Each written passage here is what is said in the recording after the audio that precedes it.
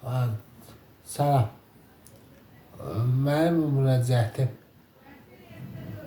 ölkəmizin prezidenti İlham Əliyevadır. Ona müraciət edirəm. Bəlkə o mənə kömək elədi. Mən Qulevr və Göyçay sakiniyəm. 47 yaşım var. 3 ildən çox cəbhədə vətən qorumuşam. Ali təhsilli mühəndisəm. 9 il işləmişəm. İndi dağlıq skleroz xəstəliyinə əziyyət çəkirəm. Yataq xəstəsiyəm.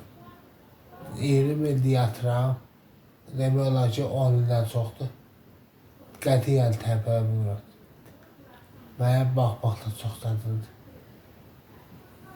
Mənim vəziyyətdə olanlar bilir ki, mənim kimi xəstələrə idarə eləmək nə çətindir. Mənə heç kim idarə eləyə bilmir. Aldığım pensiya xəstələrimə demək olar ki, çatmır. Azdır. Özü idarə eləyə bilən xəstələr bəlkə də məndən çox alır. Mənim aldığım təqaüd dərmanlarıma demək olar ki, ildə 2 dəfə güclü müalicə olunuram. Ona böyrəklərimdə stent qoyulub, onu dəyişdirirəm. Elə 1000 manat ona gedir.